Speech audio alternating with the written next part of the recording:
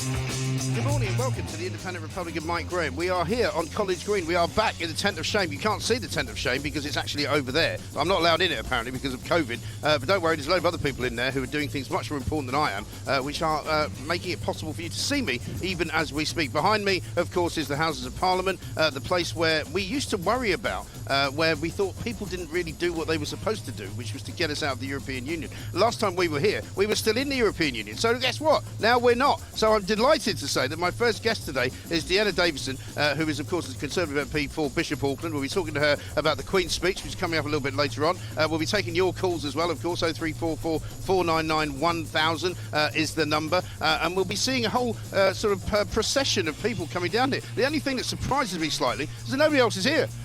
No Sky, no BBC, nobody is here supposedly to do the job that we do. And that tells you all that you need to know, because, of course, we are the home of common sense, the place that tells you the truth, the whole truth, and nothing but the truth. We are Talk Radio. This is the Independent Republican Mike Graham. We are the fastest growing radio station on the planet. Let's do it. Mid-morning with Mike Graham. Talk Radio. Beautiful sunny day. Welcome to a beautiful sunny day here in Westminster on the banks of the River Thames. Of course, the one thing that you can absolutely guarantee is that the workmen still haven't finished. The building is still being covered up by all sorts of tarpaulin, all sorts of scaffolding. You still can't see Big Ben. Absolute disgrace. But let me say a very good morning to Dehenna Davison. Dehenna, very nice to see you. Very finally to meet you, actually. We've only done phone calls so far, so it's a bit of a novelty. So this is the new, the new normal, I suppose you might say. Absolutely. Is that finally we are actually sitting next to each other without any COVID masks, without anything to worry about. And how are you? Welcome. I'm very well. Next time we might even be able to do a handshake. Well, listen, let's not get carried away. No hugging as well until next week. No so hugging. no matter how much you want to hug me, you can't do it. I'll save it for Monday. Exactly. Now, very exciting day back in Parliament. A lot of people were saying to me last week, why are they on recess again? But, it's what you guys do. But you've had an election since. You've been working quite hard up in Bishop Auckland. And I have to say, as a Tory, you must be feeling pretty tip-top. It has been a very good week. We started out with the incredible Hartlepool results. Yes. Which was astonishing. I mean, to win the seat in itself is something, but to win with a margin of almost 7,000 was quite astonishing. We saw gains in Sunderland and saw us take over Northumberland Council, which is incredible. And then it came to our County Durham results. We made 14 gains, went from 10 to 24, not Labour out of overall control for the first time since 1925, and we're now the biggest opposition group. Yeah. So, very, very good set of results.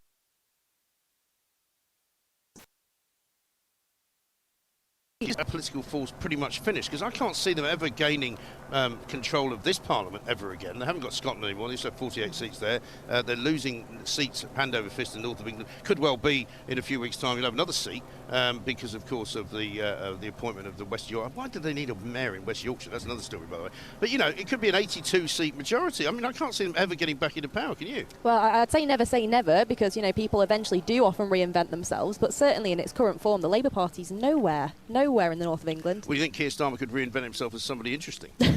I think Sir Keir's definitely got some challenges, as we saw with his reshuffle, which wasn't really a reshuffle. No. It was a slight shuffling in one corner. Well, how do you take somebody like Angela Rayner and remove her from doing a job that nobody knew she was doing and give her another job that somebody else was doing, and yet she still keeps the job that she was doing, which everybody knows she was doing, which is deputy leader of the party? I have absolutely no idea. Quite confused. It's like a game of, what do you call that, that weird Jenga, is it? Jenga. It's like a game of Jenga. Yeah. Well, she's up there, now she's done there. What's going on? Well, eventually all the pieces will come crashing down on Keir, I think. I think not just so. Yet. I think so. I don't think he's going to last the year, do you?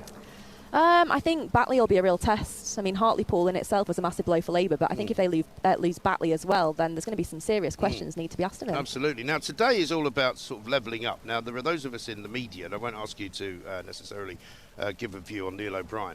He's not our favourite MP, not least because he's had a go at loads of people at Talk Radio for calling us, COVID deniers and all that. He's been given a brief of levelling up minister. Today is going to be a lot about that in the Queen's speech. Tell us what the plan is. Well, we're waiting to hear the full plan, obviously, in a couple of hours' time. But certainly there's going to be an emphasis on skills and building skills amongst the sort of 50% of people who never went on to university. And certainly in my part of the world, that's a huge, huge chunk of our younger people who decided not to go to uni. I've always thought that far more important than sending people to university to get some meaningless degree, which you come out of and then earn 15 grand a year for 10 years. Train to be a plumber, train to be, a surveyor, train to be something useful. Well, I completely agree with you, and that's why we're really focusing on that. I think we've done brilliant work over the past few years on apprenticeships and really pushing apprenticeships as a different route. But I held a jobs fair in my constituency, well, over Zoom, obviously, a couple of weeks ago, and it was incredible how many of the young people had never been told through their schools that apprenticeships were an option. They've been told, you go to college, you go to uni, you go straight into a job, but apprenticeships were never pushed, and I think that's so wrong. We need to get that right and get it Funnily fixed. enough, we were talking about teaching and schools yesterday, because there is a worry that an awful lot, and I'm conscious of not tarring everyone with the same brush, but there is a sense that an awful lot of schools are teaching kids the sort of woke agenda. They're teaching them how to be lefties, teaching them how to support Black Lives Matter, how to be kind to everybody, no matter what gender they are, from about 55,000 different genders. I mean, I wonder if they've lost the plot, some of these schools. Well, what I'd like to see more of is teaching kids the skills they need for life. Things like money management skills, things like how, interest rates work. Because I didn't have a blooming clue by the time I left school. Right. But these are all the things that as soon as you become an adult, you start paying your own way. You need to know about. Right. So I think a little bit more of that needs to be done in schools. Teaching them, and also teaching them about coding, teaching them about computing, teaching them about Bitcoin, the kind of things that they're actually going to encourage kids to do. Teach them, some of the kids, my own two teenagers are brilliant on all sorts of video games, but they don't have any kind of connection to that in school. There's nobody saying to them, oh, well, when you're on the PlayStation, maybe you should think about doing this, or maybe you should think about actually programming and making a game. That would be fascinating, wouldn't it? Well, I agree. And in my jobs fair, we actually did a session on video gaming and sort of tech industries. Yeah. And that was the most attended session because so many young people are interested in tech and in video gaming. And some of the questions that were coming in were great. And what they were really pushing was actually, if you want to go into video gaming, go do science, go do maths, go do, whatever else it might be, computer science, because they will teach you the skills that you need to be able to transition into that, or to find a different techie field, which, the tech sector is just booming at the moment, and I think will continue to do so. Well, this is the thing. Let's go back to the levelling up conversation, but what does that mean to you? Bishop Auckland, because I've got sort of mixed feelings about it, because one, you sort of feel like if we're talking about levelling up between London and, say, Bishop Auckland or Newcastle or Hartlepool or Sunderland, it's almost a little bit kind of condescending. You're almost saying, oh, well, you lot in the north, you're not very bright, really, are you? Not very smart, haven't got much education, and maybe we should give you a bit of a helping hand. And I think you have to be careful that it doesn't sound like that. I think you're exactly right, and that's certainly not how I ever try and pitch it. I think the thing that I recognise is that young people growing up in Bishop Auckland, frankly, don't have the same opportunities as a lot of kids in some of those more affluent areas, and that's completely wrong. You want them to have the best possible education and have jobs available within a reasonable commute that they can go to, so they don't have to move away to get a good job. That's what my vision is, and at the moment I'm working on a really interesting project with the Auckland project in Bishop Auckland and a couple of others, to try and turn Bishop Auckland into a centre for excellence on geothermal energy. Okay. So watch this space. It is digging into the ground, getting some sort of gassy stuff up, which makes heat. You leave all the technical stuff to other people. Exactly. I'm not into the tech of it. Because people get upset about fracking. When you mention fracking, they all go, oh. Yeah, it's not like fracking. It's very different and much safer. Right. But the plan would be to turn Bishop Auckland into a centre of excellence for green energy. So it wouldn't just be geothermal; it'd be solar and wind as well. Okay. With links to the university, creating tons of jobs. So that's something that we're looking into at the moment. I do have to say, I'm a bit worried about Boris's sort of green revolution and this idea that we're all going to have this amazing green industrial revolution. Loads of people are going to get jobs. I think Grimsby's been mentioned as a place where they're going to find 500 to 5,000 jobs. How exactly? Well, I think it's right that we move down this kind of greenfield to some extent, because but not all the way, though, let's face it. If we can use greener, cleaner energy, why shouldn't we? The problem I have is what it's going to cost the people on the lowest income. Right. So if, for example, diesel and petrol cars do get banned, then the people who buy second-hand cars are at some point going to be penalised. That's what I'm concerned about. Not the people who can afford to buy a brand new hybrid or whatever, but the people who are buying a second-hand car for $1,000 because it's all they can afford and trying to run it when inevitably, we'll probably see tax rates go up on them and vehicle excise duty go up on them, and they're who I'm worried about. So I'm all for going, because those on the lowest incomes don't get too heavily affected by it. And I think that's what we've got as a problem in the city. Sadiq Khan got re-elected by a much narrower margin. Were you surprised, as I was, that Sean Bailey did as well as he did? It certainly went against what I was expecting. We saw the polling for London, and it looked like Khan was an absolute nobody gave him a hope in hell. Well, for old Sean. I don't want to be mean to Sean. We've had him on the show many times. He's been on talkRADIO loads of times. But nobody really thought that he had a chance. And I wonder if perhaps we had given him more of a chance, he might have actually done it. Well, potentially. My family all worked in bookies, so I always look at the bookies' odds, and I kind of trust them more than the pollsters usually. Yes. And the bookies' odds on London were ridiculous. It had Khan ahead by a mile. So then seeing the results come in throughout the couple of days of counting, there were moments where we were like, blimmin' heck, are we going to win it? Know. Yeah, it was astonishing. Well, I got a call on Friday from somebody who was down at the count going, they're actually running neck and neck. It's 35% counted.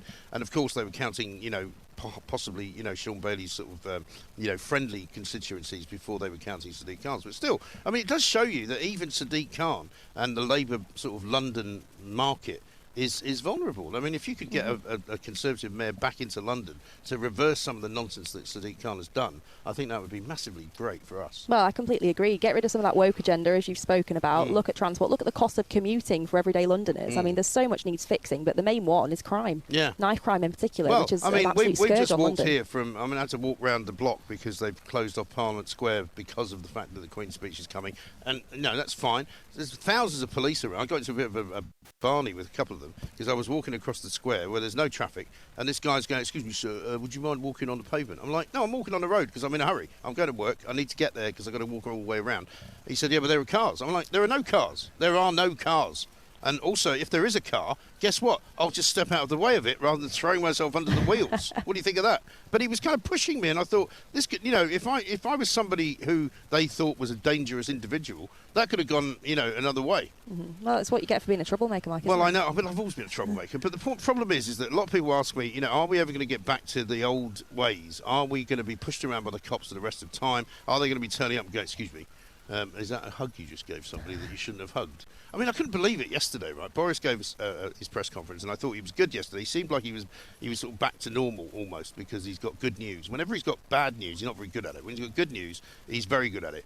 But not, you know, some of the questions from the media. And I mean, I've been part of the media for a very long time, but I don't mind throwing some of them under the bus. The idea that Romilly Weeks from the ITV news sections has said, "Who should we hug and who should we not hug?" I mean, sorry, Romilly, you've been around a long time. If you don't know who to hug, you know, the Prime Minister's not really the person to ask.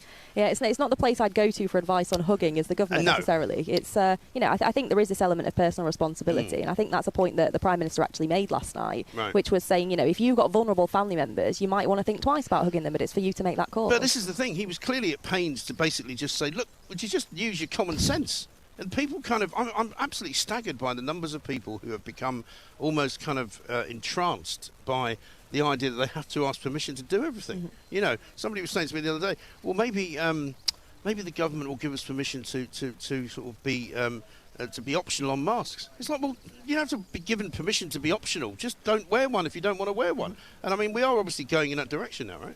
Well, it certainly looks like we are. Obviously, we've got the next stage of the unlock on Monday, so coming up very soon, where we're going to be able to go inside pubs and restaurants and back to the cinema, and kids are going to use soft play. It's bad news for you. You're going to have to come and have lunch with me at some point. Oh, God, I thought I got away with that one as well.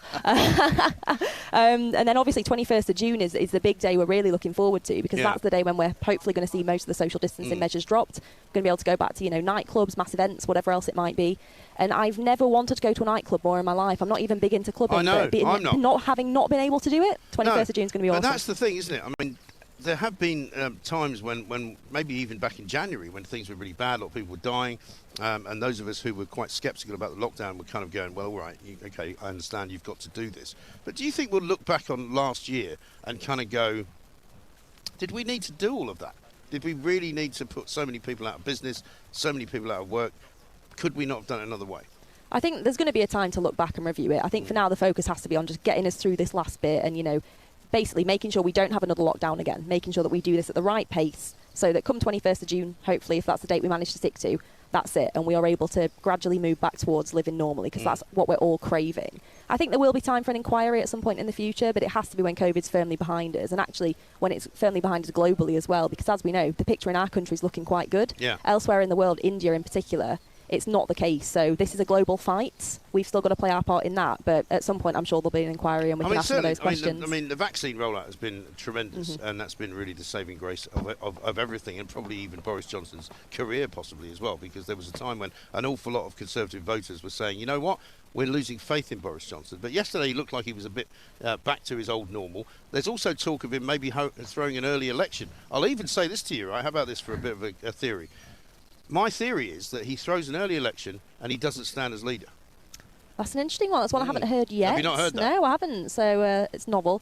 I have no idea what's going to happen. Rishi Sunak for Prime Minister. I'm sure he'll probably be one of the people with his name in the ring. I'm one of those. I don't like to commit until I know who's in the running, which I think is fair enough and the safest option as a backbench MP as well. But I don't know what's going to happen. It's sort of like crystal ball gazing. But certainly we are trying to repeal the Fixed Term Parliament Act because that will come today, won't it? In Is that a raven flying I think past? it is. Excuse me, can you make sure that there's no more ravens in Probably some kind of area? omen. Is that some kind of omen? I'm not sure about that. Anyway, no, but I mean, it is interesting, isn't it? Because Boris has I mean, you could not have crammed an entire life into 2 years, which is basically what he's done. You know, he nearly died.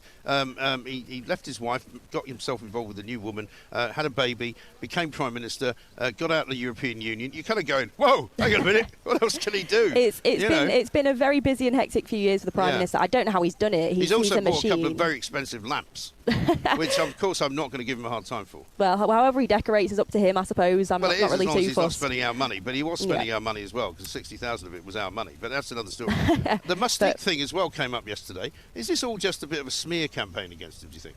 Well, what I will say is that, you know, from knocking on the doors in my constituency in Hartlepool, I didn't get this come up a single time. And I think people at home in their sort of little intelligentsia bubble think that I'm fibbing when I say that, but genuinely never came up on the doorstep once. No, I totally believe you. Because most people don't go, why has he gone to Mustique with that woman? They don't care. No, they really don't. not at all. The only thing that I would say is that if he has done anything which is in any way sort of, dodgy, he will bring himself down, because that's Boris, isn't it? I mean, he's incredibly good at winning elections, but he's not great at kind of running anything without getting himself into a bit of trouble. I don't know. I think what I'd say is, you know, the Prime Minister, as you say, has had a very hectic couple of years, but I don't think he's done yet. You know, I think he really does want to deliver on the levelling up agenda that he laid out in the election. That's exactly why hopefully we're going to hear some really good stuff here. What you do hear on the doorsteps is that they do actually quite like him, don't they? Oh, completely. Yeah.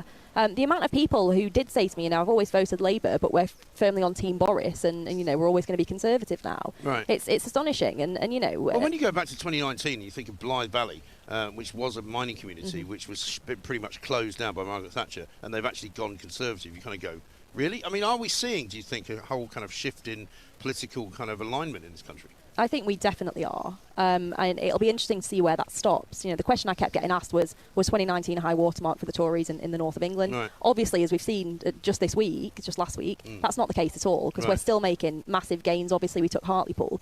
So I think there definitely is a realignment happening. You know, we're still kind of holding seats in our heartlands whilst gaining seats in what would have been traditional Labour heartlands. A lot of council seats as well. An awful lot of council seats. I mean, you know, we're 11 years into government. This is not what you would expect to see from a government that's been in for 11 years in local elections. You would expect to see the reverse. You'd expect to see us losing seats and Labour picking them up. But we're still making gains. And I think the Labour Party's got a massive problem figuring out where it sits, who are its people now. And I don't think it's figured that out yet. No, exactly right. So would you say that you think, anyway, in, say, 3 months' time, you and I will be sitting here or sitting over there by the river and thinking, that was all a bit of a weird, bad dream, wasn't it? You know, we're now back to normal. You know, everybody's walking about. Nobody's wearing a mask. There's no social distancing, and everything's open. I mean, you know, do you think? I think it's going to take a little while to adjust to it, because I don't know about you, but if someone's standing close to me these days, I'm always a bit like, oh gosh, you shouldn't be so close. I was never very keen on that anyway. Well, fair play. I mean, I remember standing on, and it's one of those things that happens when you go to Europe, you know, when you stand on a station platform and somebody comes and stands right next to you, kind of going, do you mind? This huge abandoned platform, and it's just the two of you. Yeah. So I think it's going to take a little while to get away from the kind of social conditioning of it. But I think you're right. I reckon in maybe 3 months, maybe 6 months, maybe a little bit longer, we're going to look back and go, wow, did that really happen? Yeah. Is that really how we're living? And hopefully all the businesses that haven't been able to make any money will get back to making money. But there are some who, the final question, because I know we've got to run, the final question is, will the furlough system, when it's finally lifted, reveal an awful lot of terrible things and people going out of business that we weren't expecting? It's hard to say. I mean, I think the furlough scheme has supported an awful lot of jobs, an awful lot of businesses, and I think we need to make sure that there's a decent transition out of that, so we don't face a cliff edge, to give as many businesses the best chance possible to actually bounce back once we've kind of lifted social distancing measures and allow people to get back. Have a word with HMRC as well. Tell them to stop penalising people for being freelance. That would be another thing I will, just for you. Thank you very much indeed. Dehenna Davison there, MP for Bishop Auckland, kicking off the show. Here we are in this beautiful, not quite as sunny as it